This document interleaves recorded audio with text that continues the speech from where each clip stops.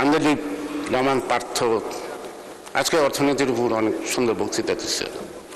তার বক্তব্যে Islamic bank অর্থাৎ ইসলামিক সিস্টেম যে ব্যাংকগুলির যথেষ্ট তিনি গুরুত্ব আরোপ করেছেন। স্বাধীন বাংলাদেশ ন্যাশনালিস্ট পার্টি, বাংলাদেশ মানে বিএনপি, যার লক্ষ্য, উদ্দেশ্য, আদর্শ ধর্মীয় মূল্যবোধ।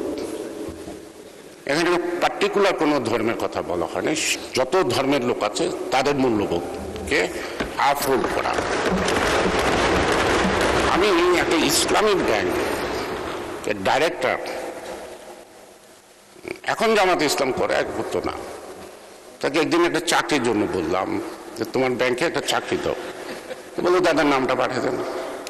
নামটা পাঠিয়ে দিয়ে বলতো দাদা সরি ও তো হিন্দু, এই চাকরি তো আমি দিতে পারবো না।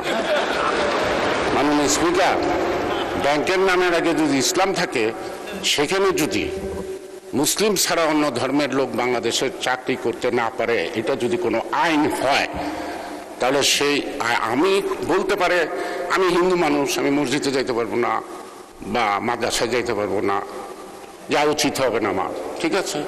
কিন্তু এটা তো ব্যাংক তো কোনো মসজিদ বা মাদ্রাসা না, সেখানে অন্য ধর্মের লোক, এটা কি বৈষম্য না ইনজাস্টিস? এটা কি মুসলমানের জন্য দেশ স্বাধীন হচ্ছে না? এটা সকল জাতি ধর্ম নির্বিশেষে এই ভৌগোলিক অঞ্চলে যারা জন্মগ্রহণ করছে তারা দেশ স্বাধীন করছে।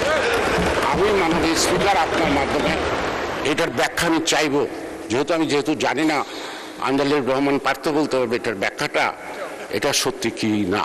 যদি সত্যি হয় তাহলে ইসলামিক ইন্স্যুরেন্স, ইসলামিক ব্যাংক সব ইসলাম নাম দেয়, ইসলামিক সুইট, ওটাও আবার ওই সুইটটার দোকানের মিষ্টি কিনা খেতে পারবো কিনা সেটাও আবার জানা না। সে কারণেই মাননীয় স্পিকার, আজকে বিরোধীদের জন্য বিরোধিতা না, বিরোধীদের পাশাপাশি আমার মনে হয় পথ দেখানোর ব্যাপার। তো পথ না দেখে শুধু আমি বিরোধিতা করব, সেই বিরোধিতা আমাদেরকে সামনে আনবেন না। মাননীয় সদস্য আন্দালিব রহমান পার্থ, কি পয়েন্ট অফ অর্ডার নাকি?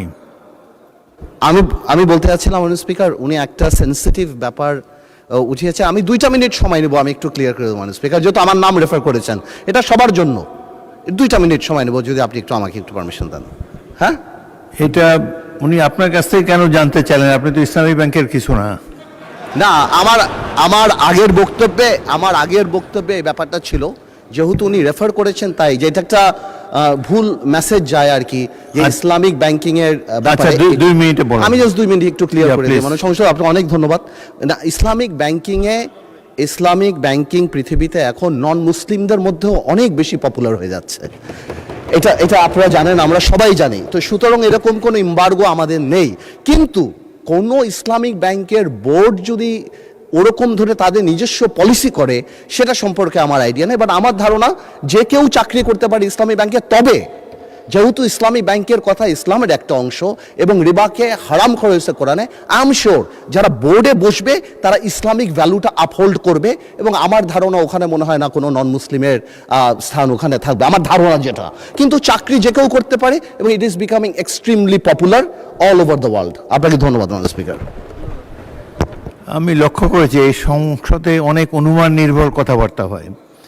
বাবু গয়েশ্বরচন্দ্র রায়, আপনাকে রেফার করার কোনো কিছুই না, আপনি ইসলামী ব্যাংকের কোনো কর্মকর্তা না, ইসলামী ব্যাংক সম্বন্ধে কোনো ধারণা নাই।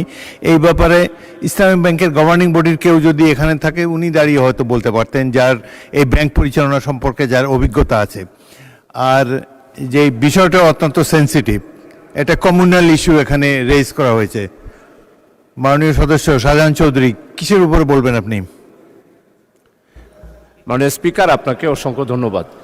আমাদের সম্মানিত মাননীয় সংসদ সদস্য সিনিয়র লিডার গয়েশ্বরচন্দ্র রায়, ওনার সাথে আমার ব্যক্তিগত অত্যন্ত গভীর এবং মধুর সম্পর্ক। উনি আমার এলাকাতেও নির্বাচনী এলাকায় বেশ কয়েকবার গিয়েছেন, এবং আমার সাথে উনি যখন 1991 সালে, মাননীয় স্পিকার, আমার কথা হলো, উনি একটা রেফারেন্স দিয়েছেন যে আমাদের হিন্দু সম্প্রদায়ের একজন হিন্দুর জন্য উনি চাকরি চেয়েছেন, চাকরি দেন নাই। এটা কখন কোন অবস্থায় হয়েছে সেটার বর্ণনা নেই, কিন্তু আমি স্পষ্টভাবে বলতে চাই ইসলামী ব্যাংক জাতি ধর্ম নির্বিশেষে হিন্দু মুসলিম বৌদ্ধ খ্রিস্টান সমস্ত লোকের সংযোগ লেনদেন এবং চাকরি ওই ব্যাংকে ছিল।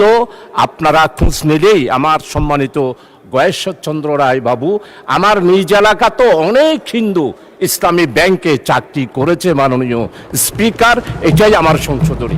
ধন্যবাদ মাননীয় স্পিকার।